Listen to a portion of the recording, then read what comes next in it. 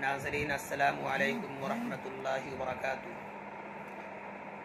एक बार फिर से आपका अपना यूट्यूब चैनल सदा इंसानियत में खैर मक़दम है, और जिन लोगों ने अभी तक इस चैनल को सब्सक्राइब नहीं किया है उनसे हमारी अपील है, रिक्वेस्ट है कि इस चैनल को सब्सक्राइब कर लें ताकि नई नई वीडियोस दरस कुरान के मुताल्लिक़ आप तक पहुँच सके।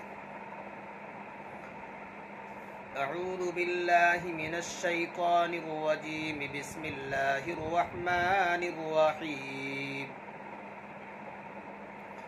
या अय्युहल इंसानु इन्नका कादिहुन इला रब्बिका कदहन फमुलाक़ीह फअम्मा मन ऊतिय किताबहु बियमीनिह फसौफ युहासबु हिसाबन यसीरा वयंक़लिबु इला अहलिही मसरूरा वअम्मा मन ऊतिय किताबहु वराअ ज़हरिह फसौफ यदअू थुबूरन वयस्ला सईरा इन्नहु कान फी अहलिही मसरूरा इन्नहु ज़न्न अन लन यहूर बला इन्न रब्बहु कान बिही बसीरा।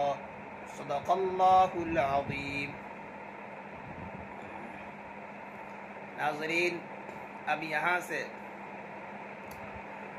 इंसान का दुनिया में ज़िंदगी गुजारने का तज़किरा है कि इंसान दुनिया में मशक्क़त भरी, तकलीफ़ भरी ज़िंदगी गुजारता है, लेकिन फिर भी नतीजा और समरा और फल सामने नहीं आता। लेकिन एक दिन आएगा कि जब वो अपने नतीजा को, जब वो अपने समरा को सामने पाएगा, तो उस दिन दो तरह के लोग होंगे। एक ग्रुप उनका होगा कि जो अपना समरा, जो अपने काम का नतीजा अपने दाएं हाथ में पाएगा तो बहुत ही बड़ा खुश नसीब होगा, और वह खुशी खुशी अपना रिज़ल्ट लेकर के अपने घर वालों के पास, अपने मुताल्लिक़ीन के पास लौट जाएगा। और दूसरा ग्रुप उन लोगों का होगा कि जिनका रिज़ल्ट, कि जिनको नाम है आमाल, कि जिनको नतीजा उनके बाएं हाथ में थमाया जाएगा, और अपने बाएं हाथ को पीठ के पीछे छुपा लेंगे ताकि उनके बाएं हाथ में उनका नतीजा, उनका रिज़ल्ट ना जाए, लेकिन वहीं पीठ के पीछे ही उनका रिज़ल्ट, उनका नतीजा उनके बाएं हाथ में थमा दिया जाएगा, और वो बहुत ही बड़ा बदनसीब शख्स होगा। उसके लिए बहुत ही बर्बादी और तबाही होगी उस दिन के जिस दिन उसका रिज़ल्ट, उसका नाम आमाल बाएं हाथ में थमाया जाएगा। और वह ऐसा शख्स होगा कि जो दुनिया में मौज मस्ती किया करता था, दुनिया के नशे में चूर होकर आखिरत की तरफ से बिल्कुल बेपरवाह और गाफिल हो चुका था।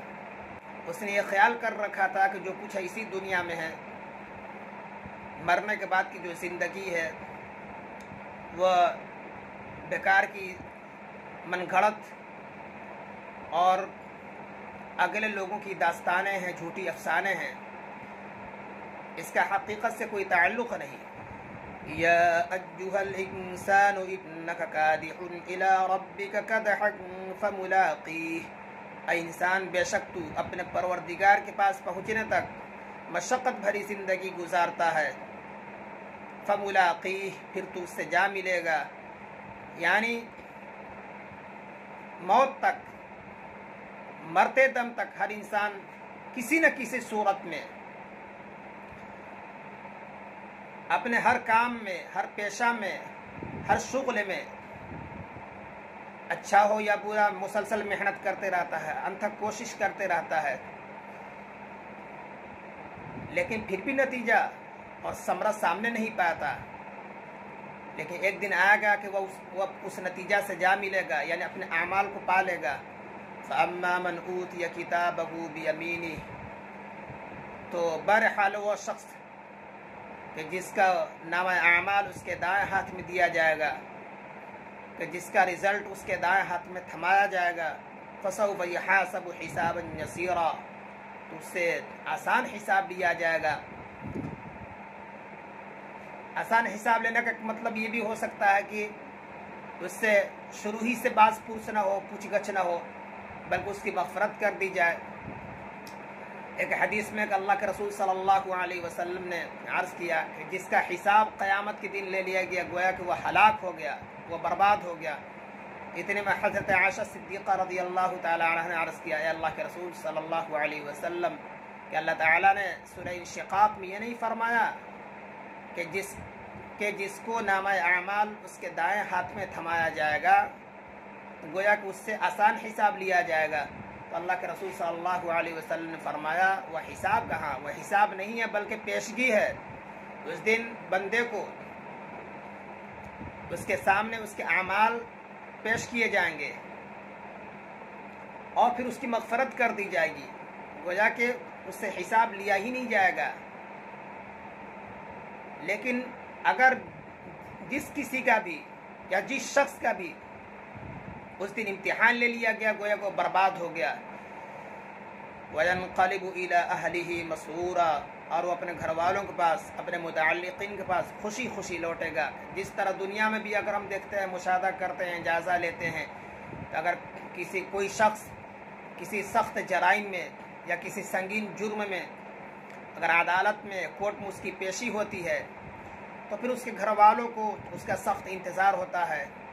پھر جب وہ کورٹ سے یا جیل خانہ سے یا پھر قید خانہ سے چھوٹ کر کے اپنے گھر واپس ہوتا ہے، تو خود اس کو اور پھر اس سے ملنے والوں کو کس قدر خوشی ہوتی ہے، کتنی خوشی ہوتی ہے، اس کا اندازہ لگانا مشکل ہے۔ لیکن جو وہاں کا معاملہ ہے، آخرت کا معاملہ، آخرت کی جو عدالت ہے، دنیا کی عدالت سے کہیں زیادہ سخت اور سنگین ہے۔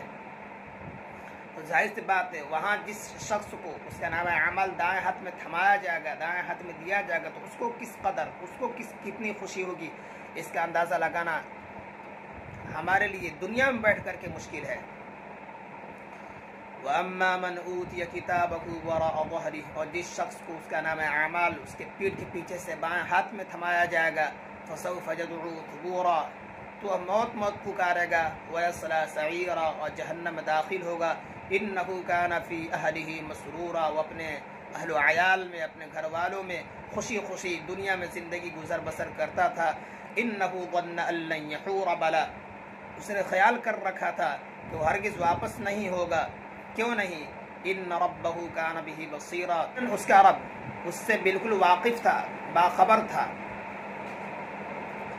اب یہاں سے بات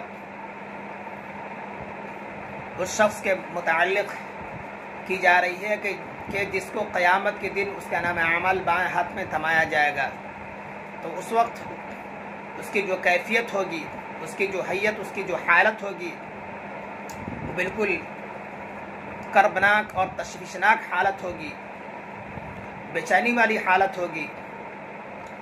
وہ اس طرح حالت کیوں ہوگی؟ کیونکہ وہ دنیا میں اپنے اہل و عیال میں دنیا کی مستی میں ڈوب کر کے آخرت کی طرف سے بالکل بے پرواہ اور غافل ہو کر کے زندگی گزر بسر کرتا تھا، زندگی گزارتا تھا، اور اس نے یہ یقین کر لیا تھا کہ ہمیں مرنے کے بعد دوبارہ اللہ تعالیٰ کے سامنے حاضر نہیں ہونا ہے، اپنے اعمال کی جواب دہی مجھ سے نہیں، باز پرس مجھ سے نہیں کی جائے گی۔ تو یوم آخرت کو گویا کہ جھٹلاتا تھا، مذاق سمجھتا تھا۔ تو پھر اس کی جو حالت ہوگی وہاں پر کہ وہ موت پکارے گا۔ جس طرح انسان دنیا میں بھی انتہائی مصیبت اور تکلیف کے وقت جب اس پر کوئی اچانک مصیبت اور ناگہانی آ جاتی ہے تو بے چینی میں اور شدت غم میں وہ کس طرح موت پکارتا ہے کہ شاید موت آ جائے اور وہ اس بے چینی سے، اس مصیبت سے چھٹکارا پا جائے۔ وہاں بھی انسان کہ جس کو نام عمل اس کے بائیں ہاتھ میں تھمایا جائے گا، وہاں بھی موت پکارے گا کہ کاش کہ مجھے موت آ جاتی اور میں اس مصیبت سے، اس ناگہانی سے، اس بلا سے میری نجات ہو جاتی، میں چھٹکارا پا لیتا۔ وَيَصْلَىٰ سَعِيرًا، اور پھر آخر کار جہنم میں داخل ہو جائے گا، اس کو داخل کر دیا جائے گا۔ जहन्नम में उसका ठिकाना और जहन्नम में उसका ठिकाना बन जाएगी। भला और जो उसने जो दुनिया में ये गुमान कर रखा था, उसने ख्याल कर रखा था कि मरने के बाद दोबारा जिंदा नहीं होना है, मर करके हमारी हड्डियां जब ख़त्म हो जाएगी, हमारा नामो निशान तक मिट जाएगा, यही ज़िंदगी ख़त्म हो जाएगी, फिर आगे की ज़िंदगी शुरू नहीं होगी। तो अल्लाह ताला फरमाता है कि उसका ये सोचना ये इंतहाई दर्जे की हमाकत और बेवकूफ़ी की अलामत है कि जो परवरदिगार उसे पहली मरतबा पैदा करने पर कादिर है, दूसरी मरतबा पैदा करने पर क्यों नहीं कादिर है, क्यों नहीं कादिर हो सकता है। इन्ना रब्बहु काना बिही बसीरा, उसका परवरदिगार तो उसे देखता रहता था, उसके अमाल को, उसके अक़वाल को, उसके अफ़आल को, उसके अहवाल को हर वक्त और हमा वक्त अल्लाह ताला की नज़र में रहता था।